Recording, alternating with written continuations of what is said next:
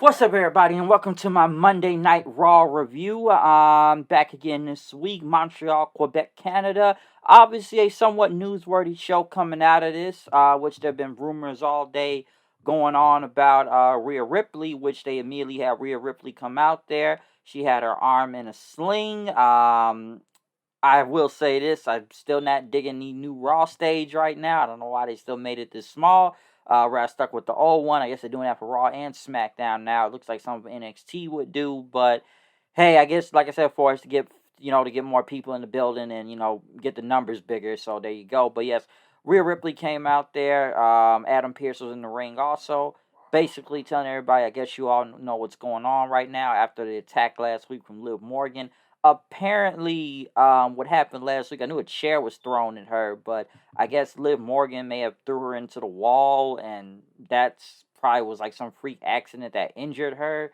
It was either that or maybe it was something with her match with Becky, but I'm not really sure about that if that even happened in Mania. But apparently it was because of last week, and it's a freak accident, and that she's gonna have to be gone for a few months now due to this injury, which they didn't really say what the injury was, but she has to relinquish the title and blame Liv Morgan for it, and basically fans chanting bullshit, which she agreed with it. And she said, this title means a lot to me, and now I have to give it up. And Liv wants to talk about her revenge tour, but when I come back, I'm going to take you out. Basically, this is my title. You're a coward. When I come back, it's gonna be blood that they're gonna have to put me in jail for this. Liv Morgan came out laughing at Rhea Ripley then. I guess maybe this turned her heel now. I'm not sure. The fans already love Ripley as it is, anyways, even though she's a heel, but they don't really like Liv Morgan like that. It's unfortunate what happened to Rhea Ripley, especially given how strong her title reign has been. Depending if you want to go off for a whole run in general, that's a different story, but they've made her look dominant throughout the entire year as the women's champion. I don't know what happens with the title. I think they're gonna have a new one by next week, maybe a battle royale. I'm not really sure. But yeah, Liv Morgan maybe just turns her heel. I don't really care either way with Liv Morgan. I just don't. And then again, I never really believed she was ever gonna beat Rhea Ripley anyways for the title with her revenge tour going on again right now. So I just never did. But it's very unfortunate that Ripley has to give up the title right now, especially during this strong run as the champion. But yes, she had to relinquish the title. Judgment Day were right there to greet her, and they all hugged her and they said they loved her and whatnot. Even Dom saying, I love you. And he says, yeah, I know. As Ripley, I guess, walked off into the sunset for the time being until she returns in the next few months. So, yeah, unfortunate situation that happened. So, we'll see what happens from there. Since Ripley had to relinquish the title. Also, we had to return Sheamus, even bringing back his old theme song, which was pretty good, cool. We haven't seen Sheamus since basically Edge's last match he went against him on SmackDown back in August. So we haven't seen Sheamus in a long time. He went against Ivar. Um, I would say I was actually surprised he was a competitive match, but I guess it was to make Sheamus look good. Sheamus obviously won with the bro kick. One thing I don't understand, if Ivar is supposedly going for the North American title tomorrow night on NXT, this doesn't really make him look good going into this. But then again, Ivar really loses a majority of the time on Raw. But then again, like, dude, this guy's on NXT tomorrow night and just gets killed by Sheamus then. So there you go. Um, right after that, Triple H, which, they got to keep beating you over here to the stick. This is the new era, the new era, the new era, the new era, the new era. I get it already. We don't have to do it 2 weeks in a row here, people.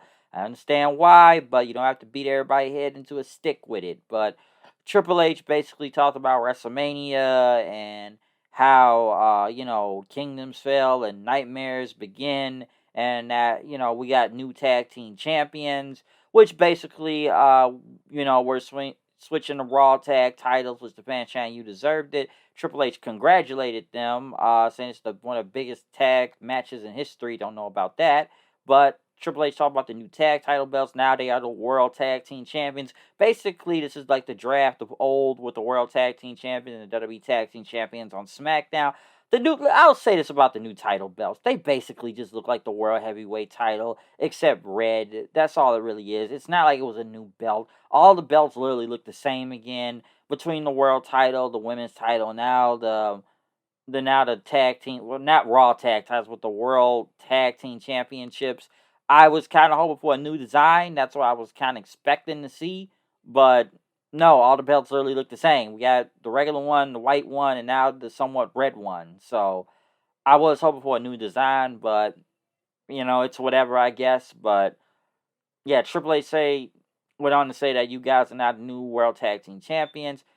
Um, Truth called Triple H a magician, saying that's Tommaso Ciampa and whatnot, and said Triple H is not a magician, and that's what a magician would say. Talked about little Jimmy and stuff, and then Triple H just ended up leaving because I guess I'm just gonna leave from here then. So Miz basically talked about this is Montreal, Quebec, Canada and stuff. So yeah, Pierce said yeah the boss left now. And now we gotta have the crown, I guess not crown, but have number one contenders for those tag team titles. So yes, another triple threat match, folks. We did 2 triple threat matches on SmackDown. Now we're doing a triple threat tag team match. DIY, which I don't know what else I could say about them, their music, and why they are a DX tribute group all of a sudden, which I wouldn't even buy these guys in the DX in general. And then again, I rather have Tommaso Ciampa go back on his own and be the psychopath he once was in NXT. And it's not even like the DIY of old. I've said it before, their music sucks. They went against the Creed brothers in the New Day. Which is funny, they all chanted Triple H at Ciampa, given what Truth was saying earlier. Listen, like I said, this is another triple threat tag match. I don't have much to say about this. DIY won. Do I really kind of care that they won in a way? Not really. Maybe they get a title shot. I think it's next week on Raw. Maybe it's Backlash coming up. I'm not even really sure. But yeah, DIY won. But once again, we do another triple threat number one contenders match that's going on. And like I said, DIY is basically a DX tribute group at this point. So there you go. Drew McIntyre was watching what happened from last week. He ended up kicking over a TV.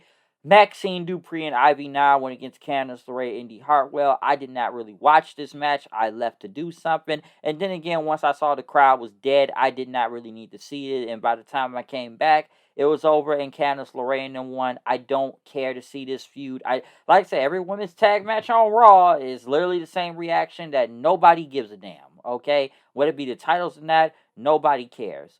Damian Priest had a video package about him, basically his career in WWE and now how he's the new world champion, as he was basically leading Judgment Day, saying what's going to go on tonight. Finn said, man, maybe we should be going back for those tag titles, but Priest said, told him, like, listen, I need the Prince tonight, okay, and teach Jey Uso a lesson and stuff, and prove our the Judgment Day. Right after that, Andrade went against Dominic. The mask thing, Andrade, I'm not even really sure with Andrade right now. The match with Dominic wasn't bad. Andrade won. I guess he had a new finisher or something. I don't know how well the crowd is still reacting to him, but Andrade won. Jay McDonough tried to attack from behind. Ricochet came for the save, so there you go. What else went on here? Chelsea Green and Piper Niven went against Kane Carter and Katana Chance. I was not paying attention throughout this match. Once again, like I said, these women tag matches, they get no reaction. Chelsea Green them won, so that's it. Right after that, Cody Rhodes came out there, the new WWE champion. Basically talked about now he's officially a SmackDown superstar, but do not worry, he's not going to be going anywhere. We can't celebrate WrestleMania forever, as he has to worry about his next opponent. That will be a backlash for the WWE Championship. But right after that, he talked about the Shield and how Seth Rollins had his back. He thanked Seth.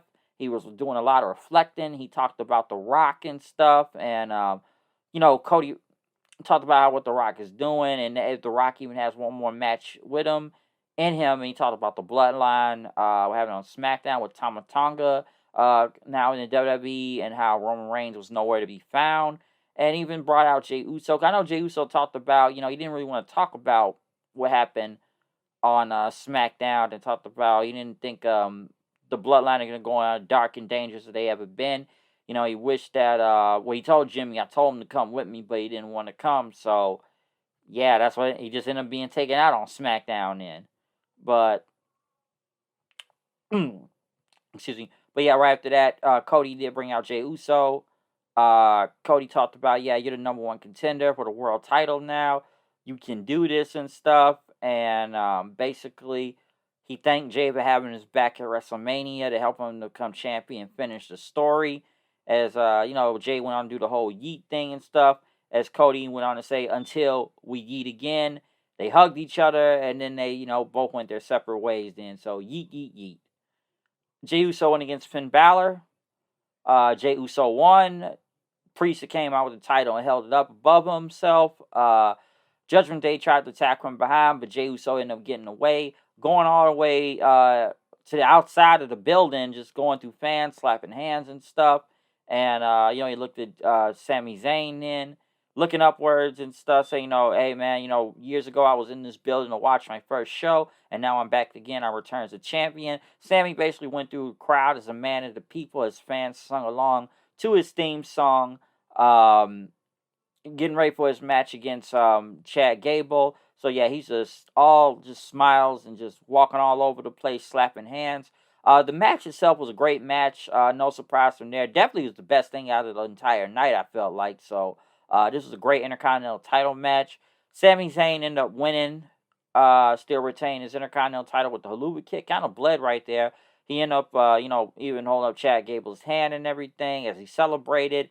I guess he went to hug his wife, and then right after Chad Gable finally turned heel, German suplexes him to the ground, throws him into like the announce table and the turnbuckle, then to put him on the ankle lock above the ring post as the show went off the air. Then, so I had a feeling that Chad Gable was going to be turning heel really soon. I thought it probably would have happened at WrestleMania, but given it was Montreal, this probably was the best place to do it. I know there wasn't a lot of time left on the show to do it, but he ended up turning on him and turning Chad Gable heel. So yeah, we'll see what happens from there. Overall, though, I thought Raw was a pretty good show with a lot of newsworthy stuff coming out of it. With Rhea Ripley vacating the title, Sheamus returning, new title designs for the tag team, Raw tag team title belts, World Tag Team titles, whatever you want to call it, and the main event itself with Sami Zayn and Chad Gable for the Intercontinental Championship. So really good show tonight from Raw, from Montreal, Quebec. So yeah, other than that,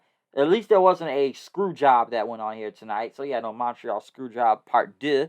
But yes, comment, subscribe, follow me on Twitter at HoodedKnight890. Like this video and subscribe. So yeah, other than that, I'm out of here. See y'all then. Peace out.